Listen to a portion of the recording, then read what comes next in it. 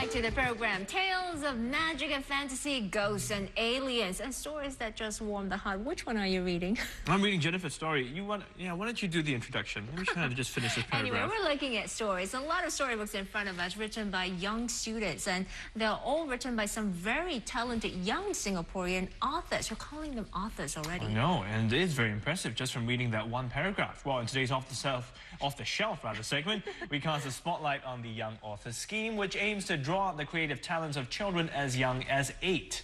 Well, meet Catherine Khoo, the woman who is instrumental in creating the program, and 2 budding writers in the studio with us. Let's welcome Jennifer Ith and Kenrick Lam as well. Good morning to all 3 of you. Good morning. Catherine, let's kickstart with this program that we're talking about, Young Author Scheme. When did it start, or why was it started?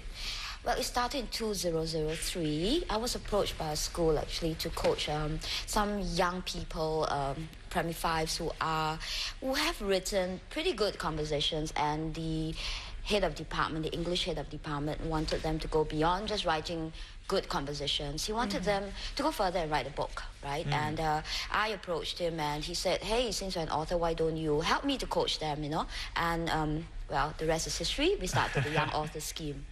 Right, and from the Young Authors Scheme, we had the Young Authors Club, where we published the books, very excellent stories in 2005, and now we have the Young Author Award. Okay, so from compositions, maybe in school of 1,000 words, 2,000 words, about 300 to 500 words. 300 to 500, in fact, to a book. So, I mean, is there a criteria how thick the book must be, how many chapters you must have?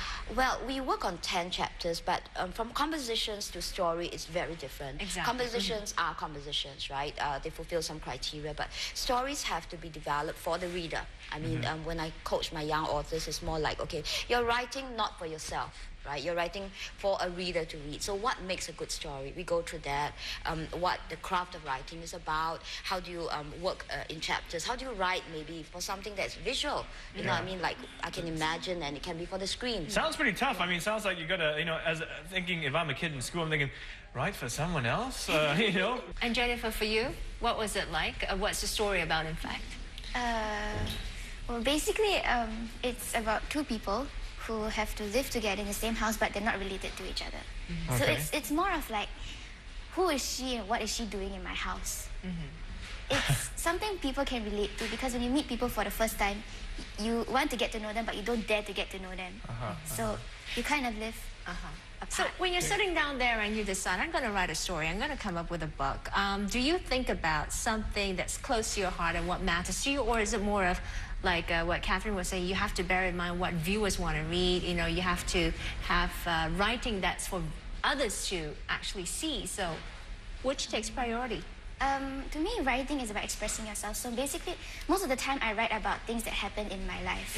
So of course it'll be overly dramatized, but they will be about drawing inspiration from your own life. Yes. So what the reader wants to read is not exactly one of my criteria. They read what I want to write because I'm the one writing it. Very good. There you go, like a true author saying, well, you just got to read what I want to write. You know, if you want to read them, too bad. Go read someone else, you know. What about you, Kendrick? When you came up with the story idea, how did you come up with that particular story idea? It's because my father used to tell me bedtime stories when I was very young. So it was usually about fairy tales, and then he used to add in a unique twist at the end of each one. So I got inspired by that and decided to use some of my own and incorporate them into this book. And what was your story about, actually? It was about this guy, Mr. Read a Lot. He likes to read books. Has a lot of books, actually. He owns a library. Then one day he manages to get some filing cabinets, actually magic ones. Then he plunges into storyline by accident after dumping some books inside them. So he meets these characters like Humpty Dumpty,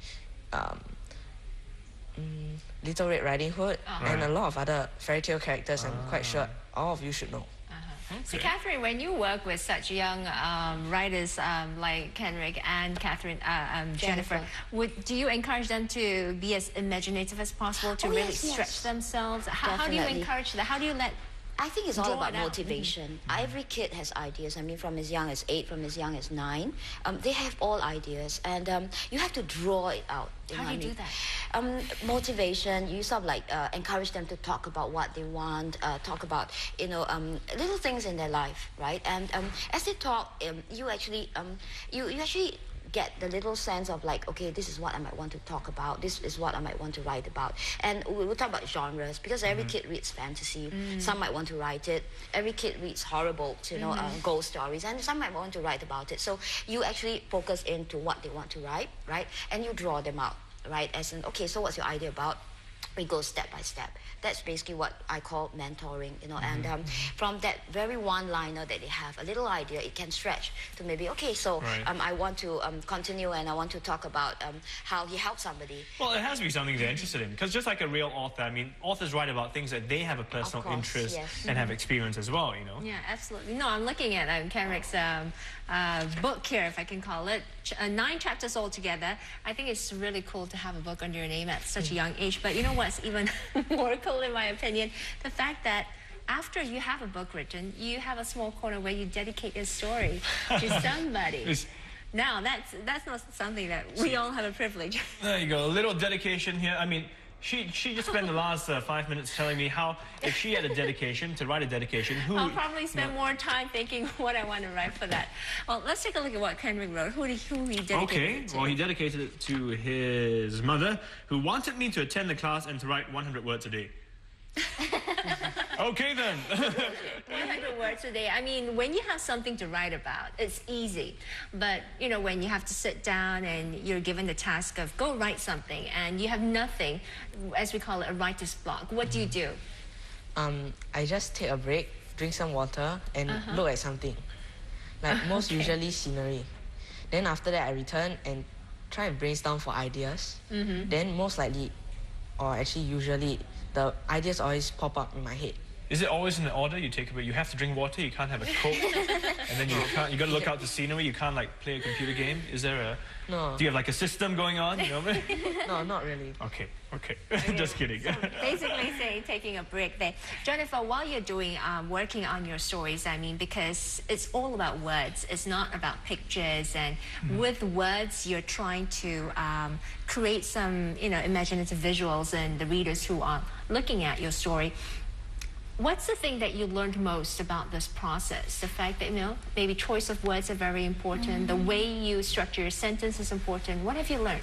I've learned that because, like you said, it's all about words. So you have to learn to express yourself in words, like movements, emotions, they're all very, very important. So you need to be able to choose the correct words, and you have to be able to choose the correct words that add to the mood and not something that's totally out of context. So it helps because you start to think about vocabulary, you even start to think about grammar, because even grammatical structures can help add to the mood. So you realize that just about everything in a story, even a comma or a full stop, they all add to what you're writing. So everything is more or less very important. Is it easier? You're working on your second book, right? I hear? Now I write just about every day if I have time. So it's not just for the sake of publishing or printing, I just write. More than 100 words or more than... Kendrick had to do 100 words a day.